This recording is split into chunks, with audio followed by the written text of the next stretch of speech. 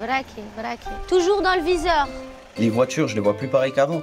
Quand je les voyais rouler, mais maintenant je les vois se garer. J'ai créé l'Université internationale de gardiennage de voitures. Il va y avoir la télévision française qui va nous filmer. Zid, zid. C'est un cursus en 18 mois qui intègre à la fois une part théorique et pratique. En fait, on reconnaît un bon gardien de voiture justement à son sens de l'observation. Super. Est-ce qu'on peut devenir diplômé en gardiennage de voiture? Oui. Est-ce qu'elle a un statut légal et est-ce que ça ressemble aux universités auxquelles vous pensez? Certainement pas. Non, dans ce reportage, je ne vais pas vous apprendre à garer des voitures. Enfin, pas tout à fait. Je vais surtout vous parler de notre rapport au travail et de ce que certains appellent les bullshit jobs. C'est des métiers parfois haut placés, mais qui ne servent pas à grand-chose. Soit parce qu'ils sont superflus, soit parce que s'ils n'existaient pas, la société se porterait peut-être un peu mieux. C'est l'anthropologue américain David Graeber qui a été le premier à développer le concept. Et les jobs qu'il avait dans le viseur, c'est par exemple happiness manager, ou les gens qui sont en charge de superviser d'autres gens qui sont eux-mêmes en charge de superviser des gens.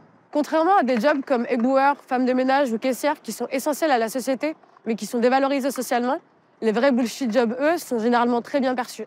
Pour dénoncer cette incohérence, les artistes utilisent l'absurde. Alors pour Trax, je suis allée au cœur de l'anti-startup nation.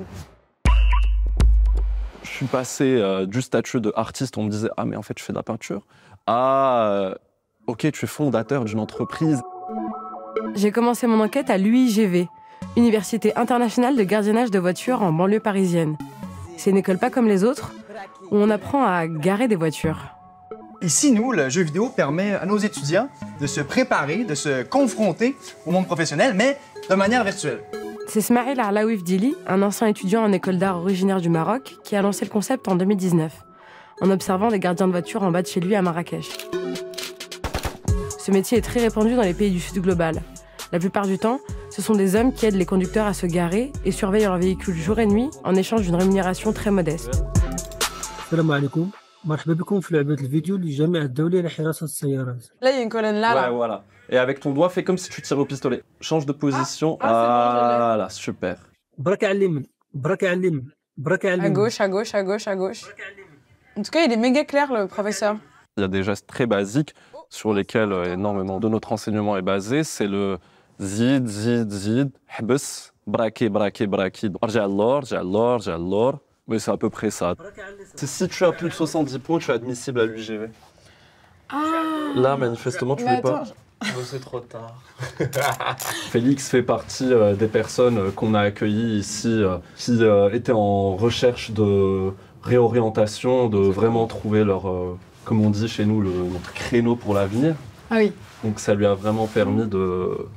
Tu te sens épanoui maintenant, j'imagine. Épanoui et même un mot trop faible. J'espère un jour pouvoir enseigner ce savoir à d'autres jeunes comme moi qui étaient dans ma situation, mais pour l'instant, je suis toujours là pour apprendre.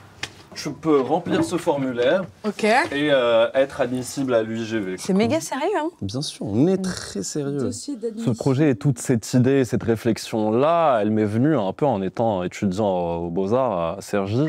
Mon meilleur ami d'enfance avec qui on a grandi, lui, a suivi une autre voie, il a créé son entreprise, sa start-up, et je réalisais que socialement, déjà, c'était beaucoup plus valorisé, et qu'en fait, à partir de promesses et en parlant au présent de ce qu'on avait l'intention de faire au futur, il permettait à la fois de lever des fonds et aussi de se créer toute une forme de statut autour de ça. Et je me suis dit, peut-être que si je suivais la même méthodologie, que je créais ma propre institution, je pourrais avoir à la fois le même crédit social et à la fois créer de la valeur avec quelque chose qui me paraissait irrationnel. Donc là-dedans, on a vraiment tous les gestes que j'avais cités. Donc c'est vraiment très utile, c'est un peu le guide ultime. Il y a une espèce de livre d'art des gestes de comment parlent les Italiens. C'est exactement de ça dont je me suis inspiré. C'était le dictionnaire Supplemento al Dizionario Italiano, je crois, un truc comme ça. C'est supplément du dictionnaire italien. C'est en fait, c'est en voyant ça que je m'étais dit, il faut absolument faire la même chose avec des gestes marocains. Quand on a créé le petit manuel de gardiennage de voiture et qu'on a commencé à donner les cours, on s'est rendu compte que, étrangement, le public réagissait d'une manière que je n'imaginais pas. Et ça s'est aggravé lorsqu'on a créé un site web. Depuis 1 an, l'UIGV a élargi son réseau en implantant un nouveau campus à Clichy-sous-Bois. On s'est rendu compte que les gens commençaient à y croire de plus en plus.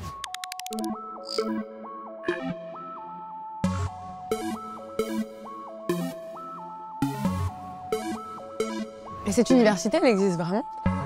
Je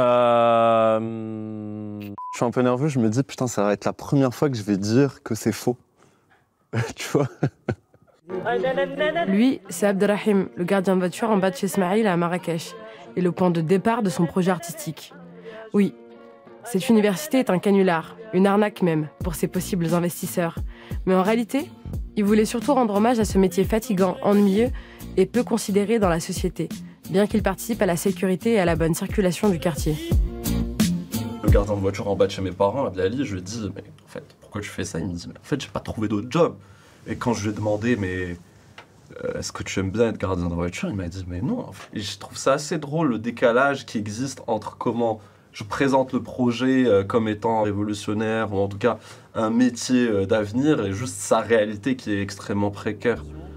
À partir du moment où l'Université internationale de gardiennage de voiture commençait à avoir une visibilité, petit à petit, ce qui m'a vraiment beaucoup étonné, c'est qu'on a commencé à m'inviter à des événements auxquels je ne m'attendais pas spécialement à être invité.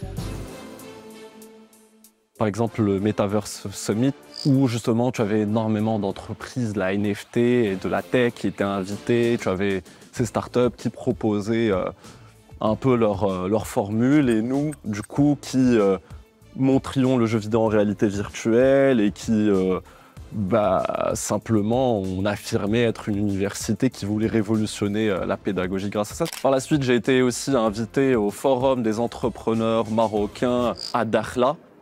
Donc c'est un cursus en 18 mois, on a pas mal de cours en présentiel, et là, on est en train de se développer vers une forme de start-up qui ferait de la conciergerie automobile en milieu urbain. On m'a payé le billet d'avion, l'hôtel, et je me retrouvais devant un panel d'entrepreneurs. On m'a vraiment félicité d'avoir créé un besoin là où il n'y en avait pas.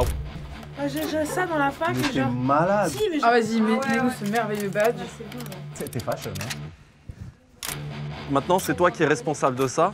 J'avoue. la taille. En fait, l'UIGV est un projet artistique que Smaïl mène en partie en résidence à l'université Paris 8. L'université est au courant du subterfuge, mais officiellement, c'est pour recruter des étudiants pour s'inscrire à la formation. On va arriver avec énormément de bienveillance. On se tient droit, tout le temps droit, d'accord? On garde le sourire. On essaye d'attirer les élèves. Je pense qu'ils sont souvent perdus. C'est des élèves jeunes, donc on va leur apprendre qu'est-ce que c'est quand même la droiture et qu'est-ce que c'est que ça. Officieusement, l'idée serait de travailler avec les étudiants qui le souhaitent à l'élaboration d'une série documentaire, un mix entre la parodie et le documentaire, pour explorer les questions de valeur du travail et d'exploitation des emplois peu qualifiés. Je vois votre profil et il m'intéresse. Je me dis que vous pourrez être un bon professeur pour notre école. Vous savez que l'UIGV, c'est la route de l'avenir. C'est pas possible, les gens ils veulent pas prendre leur avenir en main. Bonjour mesdames. Surtout à une époque où les travailleurs sont de plus en plus précarisés, quel que soit leur type, ça m'intéressait aussi de souligner et simplement essayer de mettre le doigt sur cette autre réalité qui existe, qui est celle de ces grosses entreprises américaines qui vous proposent des trajets en voiture pour pas très cher, ou alors de vous faire livrer les repas pour pas très cher. Je lève des millions simplement avec c'est une promesse, quoi. Moi, je trouve ça incroyable. Bonjour. Le trafic est toujours très compliqué. L'UIGV, un créneau pour l'avenir. Se garer devient toujours un challenge à Paris. Donc c'est de l'alternance ou c'est de l'emploi? Alors, on fait aussi de l'alternance. Avec un projet artistique, mais qui mime un peu les codes du capitalisme, je suis passé du statut d'artiste, on me disait « Ah, mais en fait, je fais de la peinture », à ok, tu es fondateur d'une entreprise ou d'une université, ce qui est encore plus absurde, et d'avoir une espèce de statut social lié à ça. Et donc tous ces mécanismes liés à, justement, à la valeur sociale du travail, à sa perception, sa valeur d'utilité, et aussi toute la communication qu'il y a autour qui m'intéresse et que je voulais vraiment, vraiment explorer. Bonne journée. Allez, UIGV. Le projet de Smaïl montre qu'il a marché pour tout, même pour une vraie fausse université et une licence en gardiennage de voiture. Du moment que quand on vend du vent, on le vend bien. Et s'il y a bien un endroit où on donne de la valeur à des choses qui n'en ont pas, c'est le monde de l'art contemporain. Après tout, c'est quand même Marcel Duchamp qui a fait entrer les urinoirs dans les musées et Mauricio Cattelan qui a scotché une banane au mur à la foire Art Basel.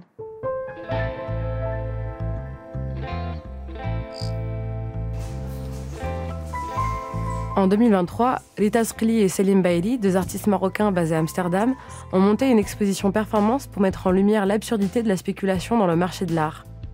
Le but ? Redistribuer l'argent d'une subvention artistique hollandaise aux visiteurs contre leur peau morte. By being part of this Western art world, how can we hijack a little bit this economy and take the money outside from the people who are just used to always get it? Avec leur exposition Dead Skin Cash, l'enjeu est de chercher à mettre en évidence ce à quoi on assigne de la valeur et comment on l'assigne.